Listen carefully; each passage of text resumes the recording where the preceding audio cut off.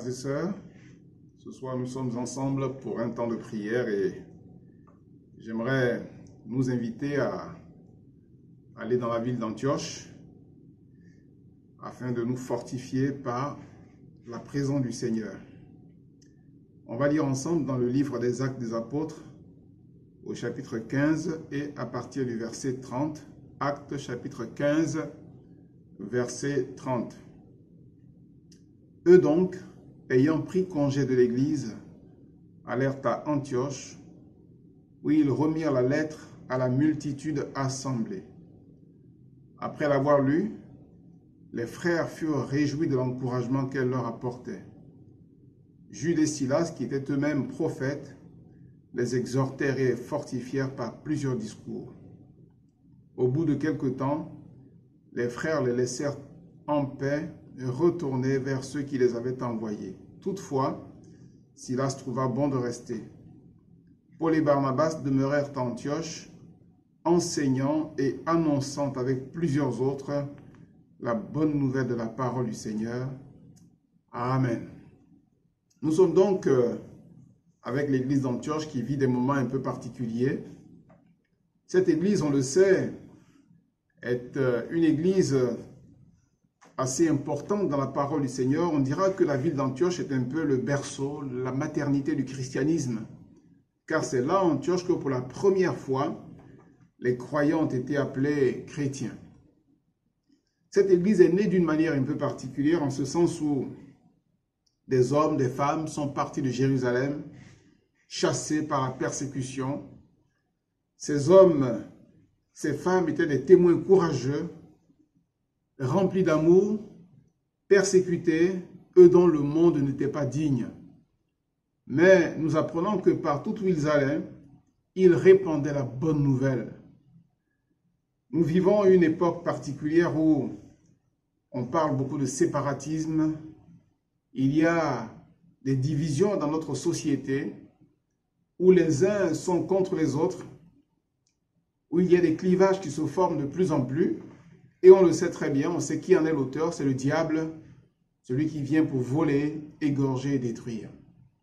Il est celui qui veut diviser pour mieux régner, qui divise les hommes afin de pouvoir les maintenir dans les ténèbres et dominer sur eux pour les empêcher d'entrer dans la liberté glorieuse des enfants de Dieu. Ici, nous avons des hommes et des femmes qui disent non au séparatisme, qui disent non au clivage, qui disent non à l'esprit de division et qui partout annoncent à tous les hommes, à toutes les femmes, de quelque bord qu'ils soient, la bonne nouvelle du Seigneur Jésus-Christ. Il nous a dit que plusieurs ont annoncé l'évangile uniquement aux Juifs, mais quelques hommes ont eu ce courage extraordinaire d'annoncer l'évangile aux Grecs, et nous apprenons que la main du Seigneur a été avec eux, et alors le Seigneur a permis que les cœurs s'ouvrent et qu'il y ait un grand nombre d'hommes et de femmes qui soient sauvés. Et c'est de cette manière que l'église d'Antioche, est née. Cette église donc marche dans la foi. Elle marche dans la liberté glorieuse des enfants de Dieu. Cette église se réjouit. Cette église, elle court en ayant les regards fixés sur Jésus-Christ, le chef et le consommateur de la foi. Cette église s'attache au Seigneur. Cette église a le regard plongé dans la parole. Et là, elle y trouve la manne céleste. Elle y trouve le pain des forts, le blé du ciel, la nourriture des grands, afin de pouvoir toujours persévérer et grandir dans les voies du Seigneur. Voilà que de faux docteurs vont aller dans cette église et annoncer un faux évangile.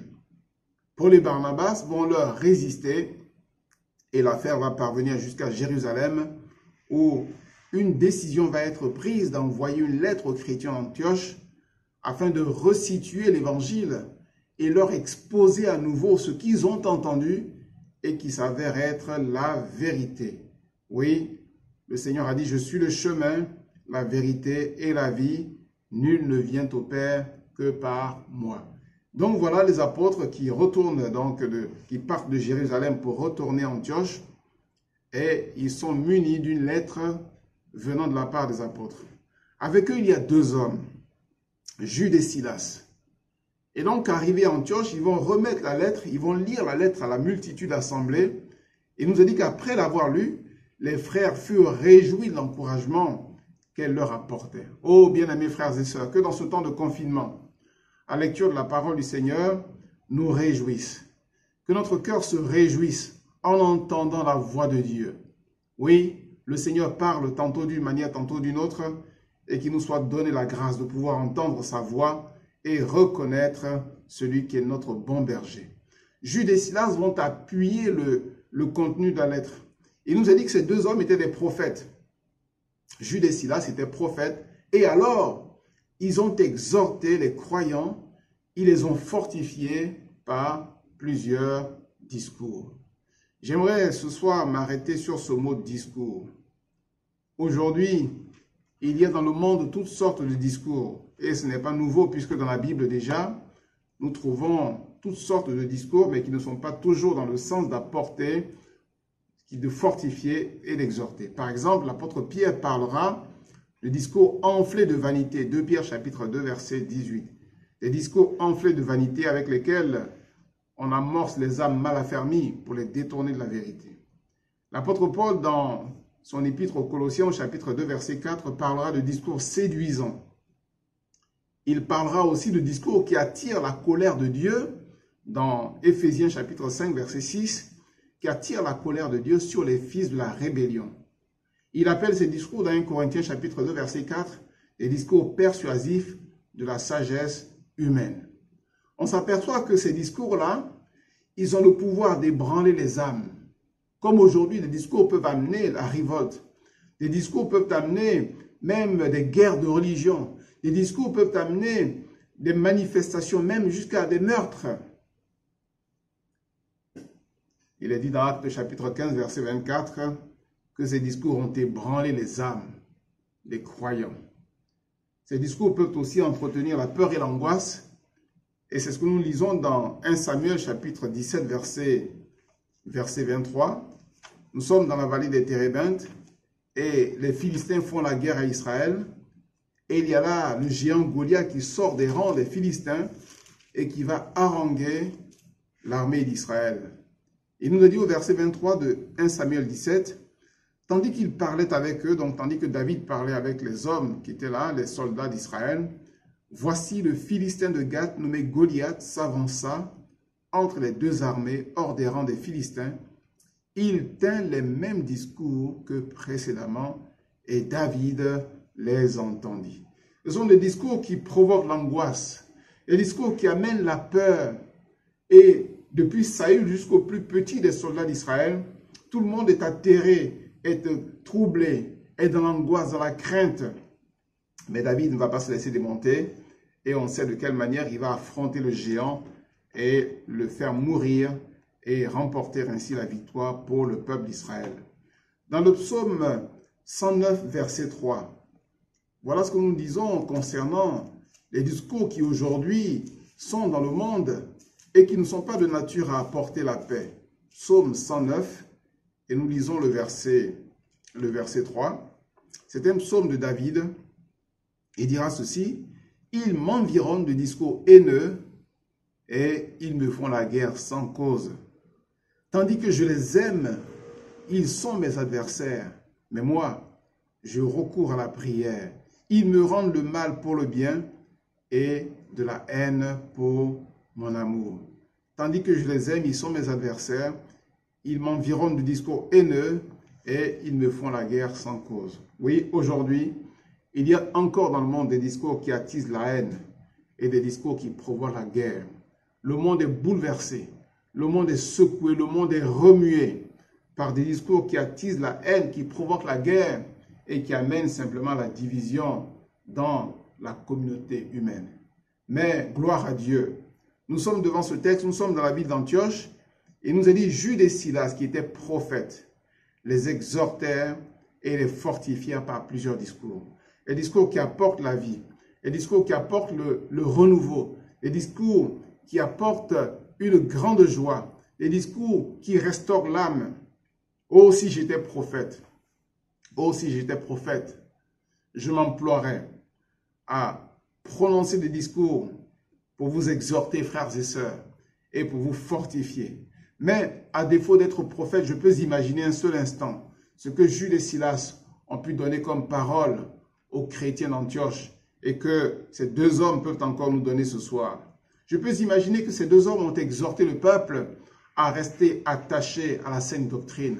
Je peux imaginer que ces deux hommes, ces deux prophètes, ont exhorté le peuple en leur disant « L'évangile que vous avez reçu ne consiste pas en des dogmes ni en des rites, mais l'évangile que vous avez reçu est la puissance de Dieu pour le salut de quiconque croit. » Je peux imaginer que ces deux hommes ont exhorté les croyants d'Antioche à manifester une foi saine, appuyée sur notre Seigneur Jésus-Christ. Je peux imaginer que ces deux hommes leur ont dit, comme l'apôtre Paul le dira dans une autre circonstance à des croyants, « Si même un ange venait vous annoncer un autre évangile que celui que nous vous avons annoncé, qu'il soit anathème. » Je peux imaginer que ces deux hommes ont amené les croyants à se plonger, à plonger les regards dans la parole, à examiner l'écriture pour voir si ce qu'on leur annonce est la vérité et à prier par le Saint-Esprit afin de pouvoir discerner quelle est la volonté de Dieu, ce qui est bon, ce qui est agréable et ce qui est parfait. Je peux imaginer que ces deux hommes ont encouragé l'Église à faire bloc contre les fausses doctrines, à marcher dans l'amour, à marcher dans la communion fraternelle. Je peux imaginer que ces deux hommes ont exhorté l'Église à tenir ferme, car c'est par la persévérance que vous sauverez vos âmes. On n'a aucune trace de ces discours, hélas. Et je dis que si j'étais prophète, alors je parlerais comme ces deux hommes-là, mais ce soir, nous allons simplement rapporter ce que déclare la parole du Seigneur. Il y a, en dehors de ces discours, des discours prononcés par Jude et Silas, il y a dans la Bible une quantité de discours prononcés par des hommes dignes de foi, par des hommes de Dieu. Et il y a incontestablement les discours du prophète des prophètes, de Jésus le roi des rois. Il y en a plusieurs et tout au long de ce confinement, Dieu voulant, les fois où l'occasion me sera donnée d'apporter la parole du Seigneur, je reviendrai sur un discours en particulier. Il y a les discours de Paul, il y a les discours de Pierre, il y a tellement de discours dans la parole du Seigneur. Ce soir, pour faire écho au message apporté par Jude et Silas, qui ont exhorté, qui ont fortifié. Je ne suis pas prophète et je ne donnerai pas un discours qui vient de moi, un discours que j'aurais reçu de la part du Seigneur, mais j'aimerais simplement vous partager un discours prononcé par l'apôtre Pierre. Pour cela, nous lisons dans Actes chapitre 2. Nous sommes le jour de la Pentecôte, Actes chapitre 2, et nous lisons le verset 37. Après avoir entendu ce discours, ils eurent le cœur vivement touché, et ils dirent à Pierre et aux autres apôtres, « Hommes frères, que ferons-nous » Pierre leur répondit, « Repentez-vous, et que chacun de vous soit baptisé au nom de Jésus-Christ pour le pardon de vos péchés, et vous recevrez le don du Saint-Esprit, car la promesse est pour vous, pour vos enfants, et pour tous ceux qui sont au loin, en aussi grand nombre que le Seigneur notre Dieu les appellera. » Et par plusieurs autres paroles, il les conjurait et les exhortait, disant, « Sauvez-vous de cette génération perverse. » Amen. Nous sommes devant ce discours. Ce discours est marquant parce que il nous a dit que lorsque le peuple a entendu ce discours, ils ont eu le cœur vivement touché. Bien-aimés frères et sœurs, ce soir, j'aimerais nous rappeler ce discours qui a touché vivement les cœurs. Aujourd'hui, il y a des discours qui troublent vivement notre cœur. Il y a des discours qui nous plongent dans l'anxiété, dans l'angoisse, des discours anxiogènes qui broient, qui rongent notre cœur. Mais Dieu veut nous faire entendre un discours qui va toucher vivement notre cœur, qui va remuer notre cœur dans le bon sens et qui va nous amener à nous jeter désespérément dans les bras d'amour du Seigneur. Ce sont des discours qui amènent l'homme à se positionner, à dire, mais que ferons-nous? Nous avons besoin de savoir que faire dans ces moments difficiles. Nous avons besoin de savoir quel chemin prendre, quelle voie emprunter, quelle position entretenir. Nous avons besoin de connaître la volonté du Seigneur à notre égard. Dans un siècle où on n'est plus sûr de rien, dans un moment où même les hommes les plus grands ne savent plus à quoi s'en tenir, nous avons besoin de déclarer, « Hommes, frères, que ferons-nous » Alors ce discours, il va simplement nous rappeler quelle est la volonté de Dieu à l'égard de son Église. L'apôtre Pierre commence le discours en disant simplement, voilà ce que déclare le prophète Joël, rempli du Saint-Esprit.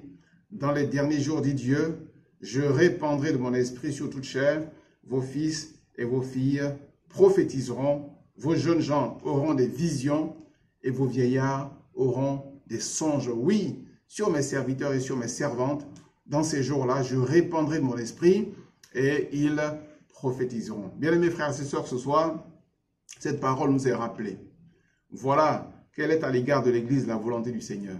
Je répandrai de mon esprit sur toute chair, vos fils et vos filles prophétiseront et vos jeunes gens auront des visions et vos vieillards auront des songes. Profitons de ce temps de confinement afin de demander au Seigneur de réactiver ses dons, ses grâces extraordinaires dans le peuple du Seigneur. Profitons de ce temps de confinement pour nous baigner dans le flot de l'Esprit, afin que la grâce du Seigneur puisse se manifester pleinement, afin que, au travers de nos vies, la manne céleste puisse être distribuée, afin qu'au travers de nos vies, l'huile qui coule d'en haut puisse être répandue et que le monde, que la terre soit remplie de la connaissance de Dieu, comme l'eau recouvre le fond des mers. Oui, dans les derniers jours, dit le Seigneur. Nous sommes dans les derniers jours. Nous voyons les prémices de l'avènement prochain de notre Seigneur Jésus-Christ. Alors, nous devons croire la parole du Seigneur. Je répandrai de mon esprit sur toute chair. Nous voulons faire comme Jacob, Seigneur. Je ne te laisserai point aller, que tu n'aies répandu sur moi ton esprit. Nous voulons prendre du temps pour demander le baptême du Saint-Esprit. Nous voulons prendre du temps pour demander le renouvellement du Saint-Esprit. Nous voulons prendre du temps afin de connaître le cœur du Père, afin de connaître les injonctions du Saint-Esprit, de quelle manière il se manifeste et comment il peut se saisir de nous, comment il peut se servir de nous pour accomplir dans notre génération les desseins de notre Seigneur bien-aimé à qui nous voulons donner toute la gloire. Et l'apôtre dira que ces choses, elles sont pour nous, elles sont pour nos enfants et elles sont pour tous ceux qui sont au loin, en aussi grand nombre que le Seigneur notre Dieu les appellera. Alors que l'Église soit friande de demander la puissance du Saint-Esprit, que l'Église regarde ce monde qui est en train d'aller à sa perte, que l'Église regarde ces nations qui sont au bord de la ruine et que l'Église intercède, que l'Église prie, que l'Église réclame les dons du Saint-Esprit afin de pouvoir être la réponse. Oui, c'est la réponse de Dieu. Autrefois, nous chantions « Christ est la réponse ». Christ est la réponse à tous les maux du monde. Christ est la réponse, oui, déclarons-le. Et c'est ce que nous voulons encore vivre en nous laissant remplir du Saint-Esprit. Dans le discours que Pierre prononce le jour de la Pentecôte, il y a aussi des choses qui sont très importantes. Il va citer David. Et voilà ce que déclare David. « Je voyais constamment le Seigneur devant moi, parce qu'il est à ma droite, afin que je ne sois point ébranlé. » Ce soir, cette parole, c'est vrai que dans le contexte, l'apôtre dira, oui, David est mort, donc il parlait du Seigneur, il parle de la résurrection du Seigneur. Mais ce soir, cette parole, j'aimerais qu'elle touche chacun de nos cœurs. C'est une vérité qui nous concerne aussi. Je voyais constamment le Seigneur devant moi, il est à ma droite, afin que je ne sois point ébranlé.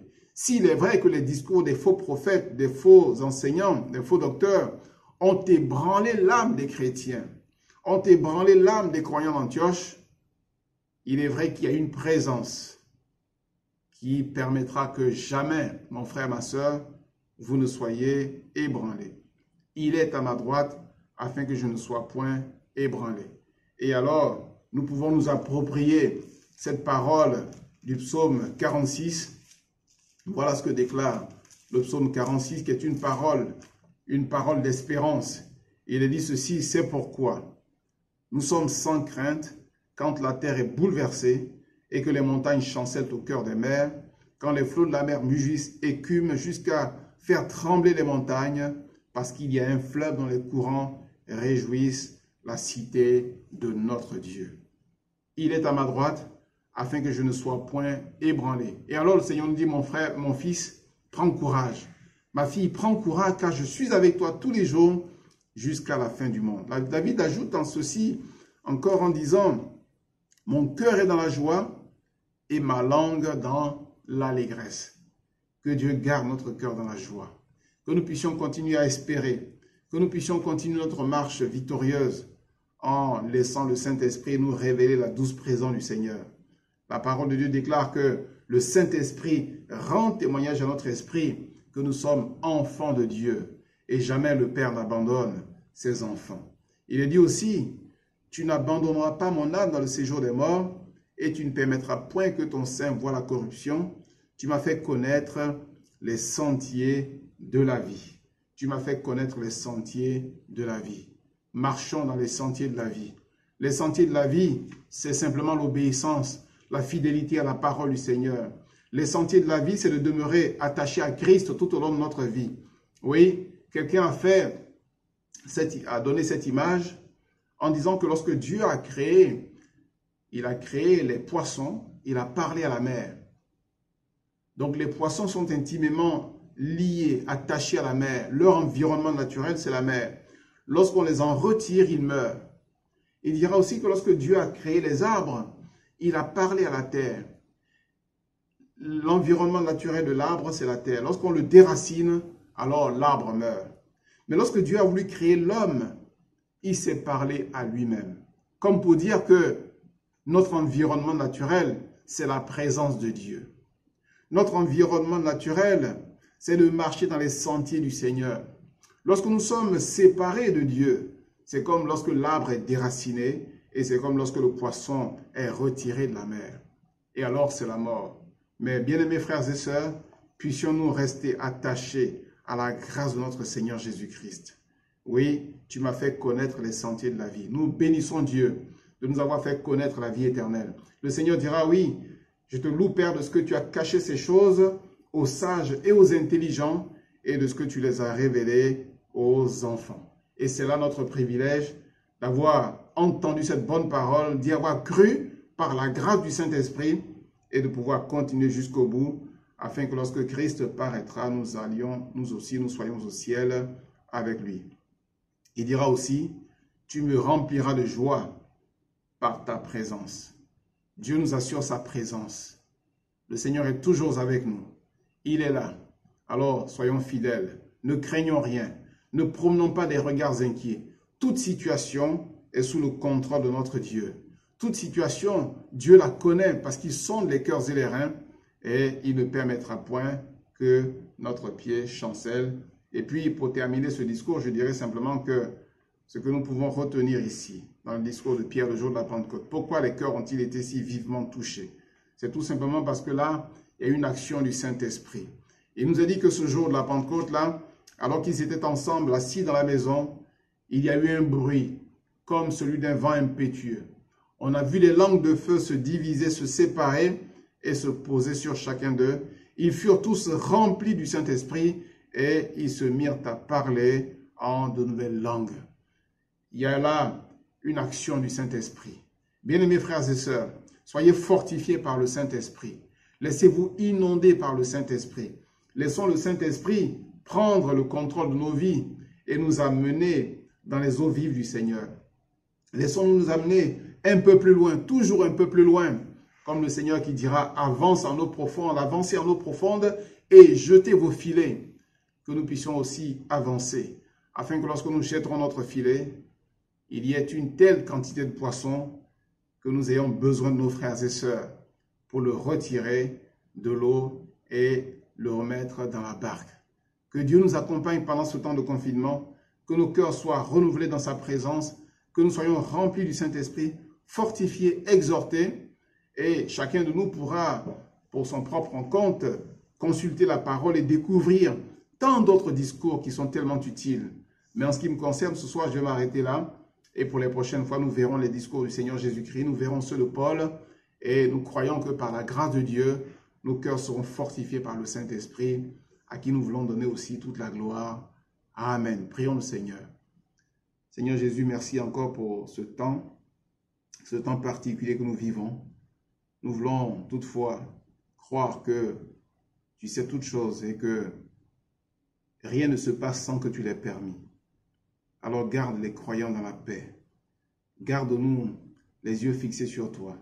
Et qu'en toute occasion, favorable ou non, nous puissions témoigner de ce que tu as fait dans nos vies. Que notre joie déborde, qu'elle demeure toujours, Seigneur, malgré les circonstances. Merci pour ces hommes partis de Jérusalem, chassés par la persécution, mais qui ne se sont pas arrêtés sur leur douleur, leur malheur, et qui ont annoncé ta parole. Et ta main a été sur eux. Ils n'ont pas cédé à la tentation de la division, du séparatisme, mais ils ont prêché à tout le monde, Seigneur, et tu as glorifié ton nom. Alors donne-nous de vivre la même chose aujourd'hui. Donne-nous de prier pour toutes les communautés de notre pays, Seigneur. Donne-nous de prier pour le monde entier. Donne-nous de prier aussi bien pour nos amis que pour nos ennemis, Seigneur. Et d'espérer que un jour, Seigneur, tu leur donneras aussi la repentance pour parvenir au salut. À ton nom soit toute la gloire, Seigneur Jésus-Christ, pour ton grand amour à notre égard. Amen. Amen.